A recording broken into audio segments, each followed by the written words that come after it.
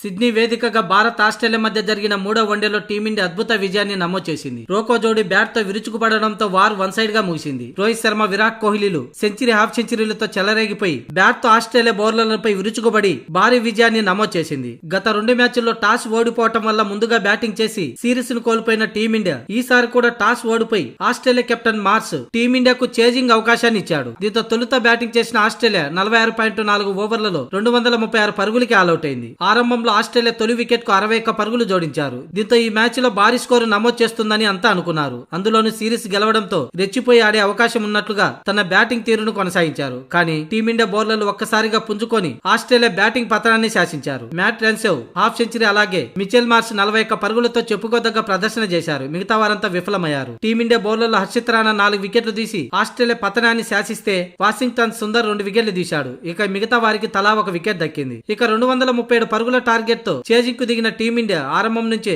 ధాటిగా innings ను కొనసాగించింది. 10 ఓవర్లలోనే 69 పరుగులు చేసిన టీమిండియా తొలి వికెట్ ను కోల్పోవాల్సి వచ్చింది. శుభమన్ గిల్ 24 పరుగులు చేసి అవుట్ అయ్యాక రోహిత్ శర్మ, విరాట్ కోహ్లీతో కలిసి మరో వికెట్ పడకుండా ఇన్నింగ్స్ ను ముందుకు తీసుకెళ్లాడు. ఈ క్రమంలోనే ఈ ఇద్దరు సెంచరీ, హాఫ్ సెంచరీలతో చెలరేగిపోయారు. ఆస్ట్రేలియా బౌలర్లకు ఏమాత్రం ఛాన్స్ ఇవ్వకుండా చెలరేగిపోయారు. నువ్వా నేనా అన్నట్లుగా వీరిద్దరి బ్యాటింగ్ కొనసాగింది. ఇదే క్రమంలో రోహిత్ శర్మ తన వన్డేల్లో 33వ సెంచరీని పూర్తి చేసుకున్నాడు. ఇక ఇదే టూర్ లో వరుసగా 2 వన్డేల్లోనూ డెకోట్లతో విమర్శల పాలైన విరాట్ కోహ్లీ ఈ మ్యాచ్ లో అదిరిపోయే హాఫ్ సెంచరీ నమోదు చేశాడు. మొత్తంగా చివరి వన్డేలో కంబ్యాక్ ఇచ్చాడు. రోహిత్ శర్మ 125 బంతుల్లో 13 ఫోర్లు, 3 సిక్సర్లతో 121 పరుగుల నాట్అవుట్ తో నిలవగా, విరాట్ కోహ్లీ 81 బంతుల్లో 7 ఫోర్లతో 74 పరుగులు చేసి నాట్అవుట్ గా నిలిచారు. వీరిద్దరూ రెండో వికెట్ కు ఏకంగా 168 పరుగుల పార్ట్నర్షిప్ అందుకున్నారు. మొత్తంగా టీమిండియా 9 వికెట్ల తేడాతో మ్యాచ్ విజయం సాధించింది. దీంతో 2-1తో సిరీస్ ను ఆస్ట్రేలియా గెలుచుకుంది. మొత్తానికి రోకో జోడి విరుచుకుపడితే ప్రత్యర్థి జట్టు అతలాకుతలం అవడం ఖాయం. అలాంటి ఇన్నింగ్స్ ఇప్పుడు సిడ్నీ వేదికగా రోకో జోడీ రెచ్చిపోయారు. దీంతో 2027 వరల్డ్ కప్ లో తమ స్థానాలకి డోకా లేనట్టే. అందులోనూ రోహిత్ శర్మ హాఫ్ సెంచరీతో